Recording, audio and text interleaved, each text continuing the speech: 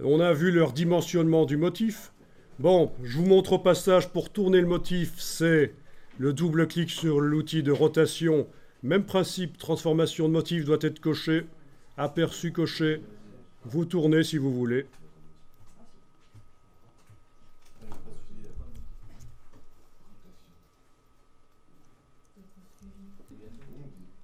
Et le déplacement du motif, c'est le double-clic sur la flèche dans la palette des outils. Le double-clic sur la flèche, même chose, on ne fait que transformer les motifs et vous allez pouvoir taper des mesures ici, par exemple 5 mm, touche tabulation, vous voyez, ça déplace, hein.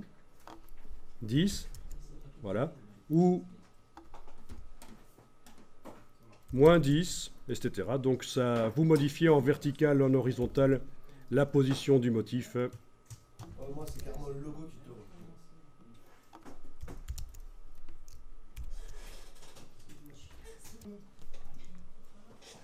Alors on va mettre un contour.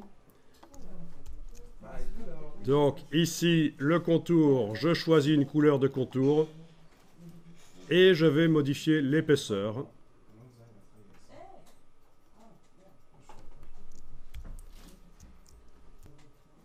Bon, voilà un contour que j'ai fait assez épais pour la démonstration. Vous voyez ce qui se passe avec le contour? Il déborde sur le fond.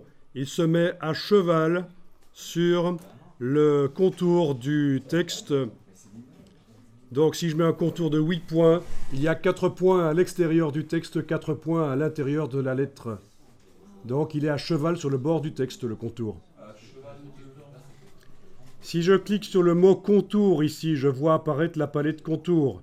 Et dans la palette contour, vous avez les options d'alignement que vous connaissez, qui permettent de faire en sorte qu'un contour soit à l'intérieur de l'objet entièrement, ou à l'extérieur de l'objet entièrement.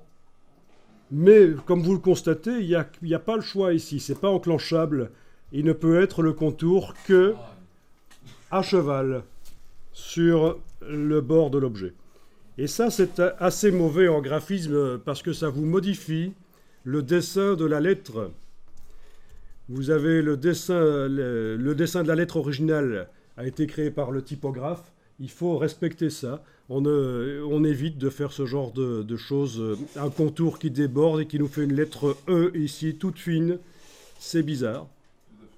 Et donc, ce qu'on va faire, c'est déplacer le contour sous le fond. Vous prenez le mot contour, vous le déplacez sous le fond, et voilà, le dessin de la lettre est respecté, et vous avez un contour à l'extérieur, malgré qu'on pourrait croire que c'était impossible.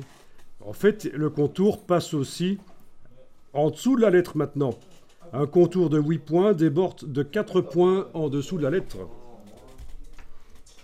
Alors, tu dis, il ne veut pas se déplacer en dessous? Donc, quand tu double-cliques sur le mot caractère dans ta palette aspect, est-ce que tu vois un fond et un contour? Eh bien, c'est exactement ce qu'il ne fallait pas faire. Il ne faut pas de fond, il ne faut pas de contour sur les caractères. Nous l'avons mis sur la ligne de base, et là, c'est quand on est sur texte. Donc, tu dois tout recommencer, c'est-à-dire tu dois double-cliquer sur le mot caractère et supprimer le fond et le contour. Tu dois aller sur texte et mettre le fond et le contour. Et là, tu pourras faire passer le fond sous le contour. Le contour sous le fond, plutôt.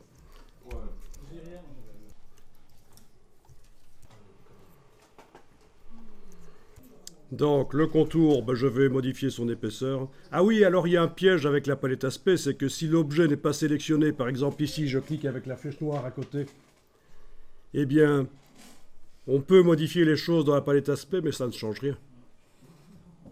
Donc ça, c'est le gros piège. Il faut vraiment sélectionner la ligne de base, et là, je peux aller modifier les choses.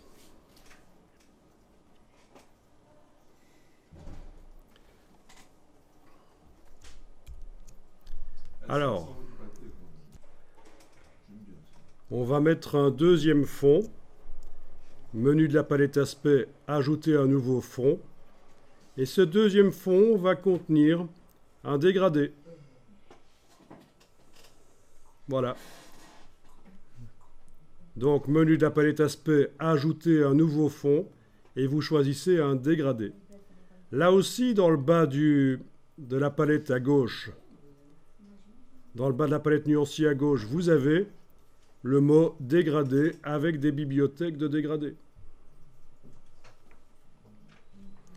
Et ça ouvre une palette. Et oui, vous connaissez, vous pouvez passer d'une palette à l'autre avec les petites flèches ici. J'ai vu qu'il y en a certains qui l'ont fait. Une fois que vous êtes dans une palette, vous avez la possibilité d'aller Monsieur, j'ai une question. passer de l'une à l'autre comme ça. Sur quel site on peut télécharger? Alors, pour répondre à ta question sur quel site peut-on télécharger des motifs, ils sont multiples les sites. Et voilà l'astuce.